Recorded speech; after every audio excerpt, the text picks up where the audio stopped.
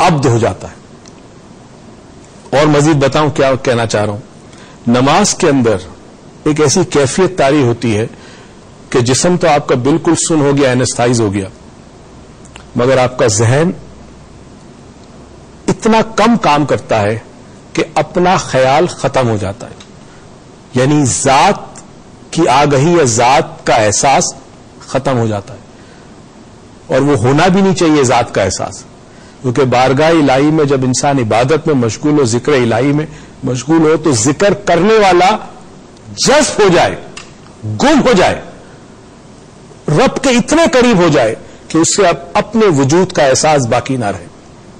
نماز میں یہ کیفیت ہوتی ہے, اور جب یہ کیفیت سجدے میں آتی ہے تو آج ہماری نمازیں ہمارے زندگیوں پر کیوں اثر انداز نہیں ہو رہی. آج ہمارے چال چلن کچھ اور ہے, بےایمانی ہم کرتے ہیں, چوری ہم کرتے ہیں, غیبت ہم کرتے ہیں, قتل و غارت میں ہم مشغول ہیں, پھر بھی ہم نماز پڑھتے ہیں. تو نماز کا اثر ہماری زندگیوں پہ اس لیے نہیں ہوتا کہ سجدے میں جب انسان جاتا ہے, یہ بڑے سوچنے کی بات ہے. دیکھیں انسان پورا کا پورا کہاں ہوتا ہے, اس کی سوچ, اس کے خیالات, اس کے خواہشات, اس کا علم, اس کا زندگی کا تجربہ, اس کا ایمان, وہ تمام کی تمام چیزیں اس کے برین کے اندر مختلف جو سینپسز ہوتے ہیں اس میں میموری کے طور پہ سٹورڈ ہوتی ہے. یعنی دیکھا جائے تو یہاں اویئرنیس ہوتی ہے پوری انسان کی برین کے اندر. میں اس اویئرنیس کی بات نہیں کر رہا جو روح کے حوالے سے ہوتی ہے, وہ تو اللہ کے ساتھ تعلق اس کا رہتا ہے.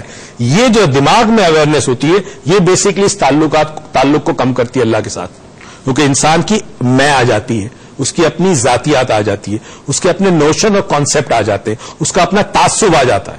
یہ یہاں پہ ہوتا ہے. اب یہ جو انسان کا کل یہاں پر ہے, جب وہ سجدے میں جاتا ہے تو وہ سارا کا سارا جھک جاتا ہے. مگر افسوس یہ ہے کہ سجدے میں سر تو جھکتا ہے, سر والا نہیں جھکتا. اس بات کو سمجھیں. ہر سجدے میں ہم اپنا سر جھکاتے ہیں, مگر جس کا سر ہے وہ نہیں جھکتا. مگر اگر نماز جو ہم بات کر رہے ہیں اس کیفیت میں ہم چلے جائیں کہ جہاں برین فریکوینسی ایک دم لو ہو جائے, سوچ بہت کم یا نہ ہو, اور انسان بالکل رب کے ساتھ اتنا کلوز ہو جائے, اتنا قریب ہو جائے کہ اس کا اپنے وجود کا احساس ختم ہو جائے. صوفیاء کرام ایک لفظ استعمال کرتے ہیں, فنا. ناظرین اگر صحیح طور پر نماز قائم کی جائے, ادا کی جائے, تو ہر نماز میں ہم اس فنا کی منزل تک پہنچتے ہیں.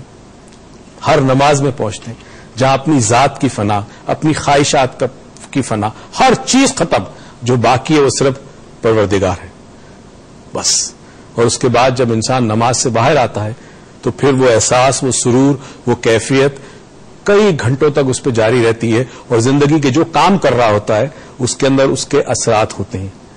پھر وہ رب کا بندہ بن کر زندگی کے معاملات طے کرتا ہے.